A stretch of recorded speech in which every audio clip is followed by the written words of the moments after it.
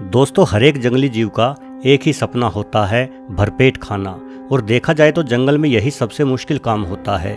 इसलिए तो सभी जानवर अपनी भूख मिटाने या अपनी जान बचाने के लिए इधर से उधर भागते ही रहते हैं। हमें लाखों ऐसे वीडियो मिल जाएंगे जिनमें शेर अपनी भूख मिटाने के लिए भैंस जैसे बड़े और ताकतवर जानवर को मारता है। वहीं दूसरी ओर एक शेर के बच्चे को कोई बैबून मार रहा होता है। ये देखकर लगता है कि मानो जानवरों की प्रजातियों में एक दूसरे को मारने की होड़ मची हुई है। परंतु कुछ जानवरों की प्रजातियां दूसरी प्रजाति के जानवरों को ही नहीं बल्कि अपनी ही प्रजाति और अपने ही साथी को भी मार डालती है। अपनी ही जाति के जानवरों को मार डालने के अनेकों कारण हो सकते हैं। तो चलिए आज के वीडियो में इसी बारे में जानने की कोशिश करते हैं। मीरकैट।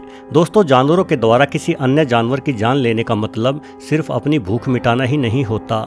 ज़्यादातर मौक़ों पर एक ही प्रजाति के जानवरों के बीच लड़ी जाने वाली लड़ाई का मुख्य उद्देश्य मादा को प्राप्त करना होता है।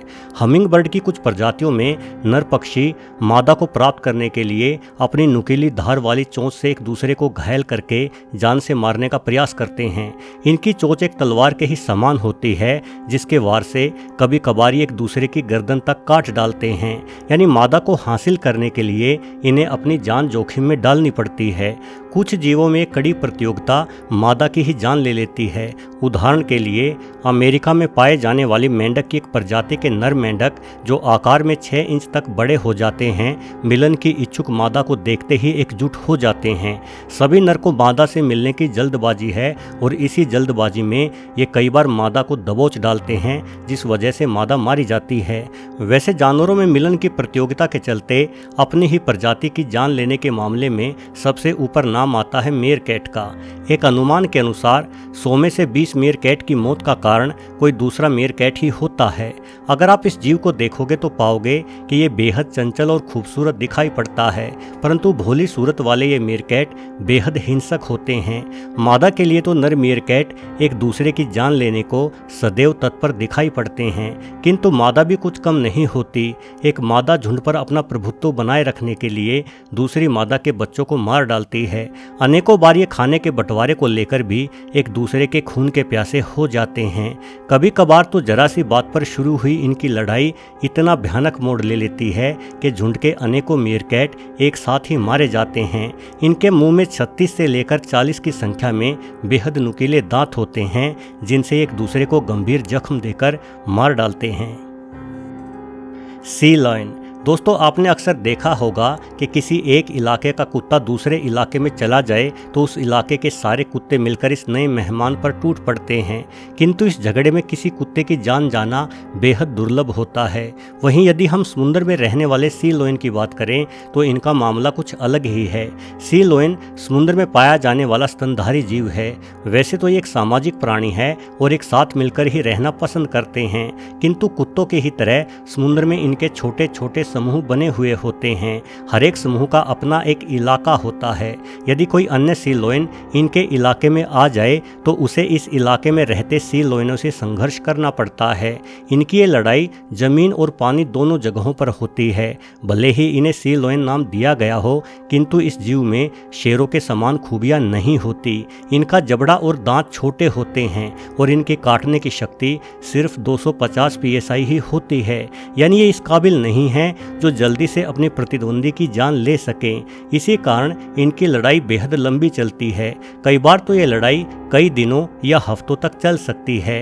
ये लड़ते हैं और भूख लगने या थकान की स्थिति में लड़ना छोड़ देते हैं, फिर पेट भरकर या आराम करके फिर से लड़ना शुरू कर देते हैं। इस तरह से थोड़ा थोड़ा करके ये एक दूसरे को जख्म दे जाते हैं और अंततः इनके ये जख्म इनकी मृत्यु का कारण बनते हैं। शेर। दोस्तों, हम जानते हैं कि शेरों को परिवार में एक साथ रहना पसंद है, लेकिन इनके समूह में सिर्फ 1 या 2 नर ही प्रमुख होते हैं। किए गए शिकारों को सबसे पहले खाने का और झुंड की सभी मादाओं पर केवल इन्हीं नर शेरों का अधिकार होता है। ऐसे में जवान होते शेर कई बार अपने समूह को छोड़कर दूसरे कमजोर झुंड को हथियाने का प्रयास करते हैं। इस प्रयास के चलते इन्हें दूसरे समूह के नर शेरों के साथ लड़ाई करनी पड़ती है और ये लड़ाई बेहद ही गंभीर होती है। यदि हारा हुआ शेर शेर बचकर ना भाग पाया तो उसकी मौत सुनिश्चित है। यदि समूह को कब्जाने आए शेर इस लड़ाई में जीत जाते हैं तो उनकी जंग सिर्फ इस समूह के मुखिया शेर को मारने से ही खत्म नहीं होती। लड़ाई जीतते ही वो इस समूह के सभी ऐसे शावकों को मार डालता है जो अपनी माँ का दूध पीते हैं। ऐसा करने से मादाओं का स्तनपान कराना बंद हो जाता है और वो जल्दी मिलन के लिए तैयार हो जाती हैं। यदि कोई मादा अपने बच्चों को बचाने का प्रयास करती है तो उसकी सजा भी केवल मौत ही है।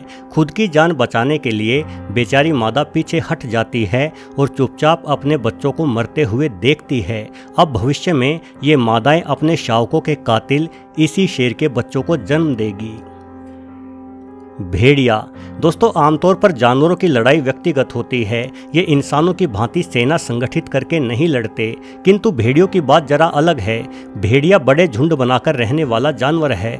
हर झुंड की सीमा निर्धारित होती है, किंतु किसी इलाके में शिकार की कमी हो जाने पर उस इलाके के भेड़िया दूसरे स्थानों पर पलायन को मजबूर हो जाते हैं। दूसरे स्थान पर उनका सामना उस इलाके में पहले से रह रहे भेड़ियों से होता है।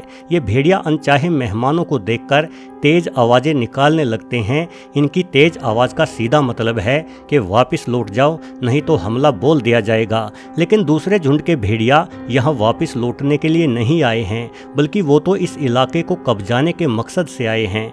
नतीजन भयंकर जंग शुरू हो जाती है। दो समूह आपस में टकराते हैं तो भारी संख्या में भेड़िया मारे जाते हैं।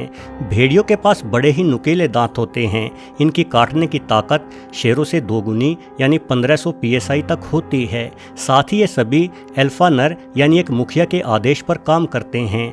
जैसे ही मुखिया लड़ने का आदेश देता है तो सारा का सारा दल एक साथ ही हमला कर देता है।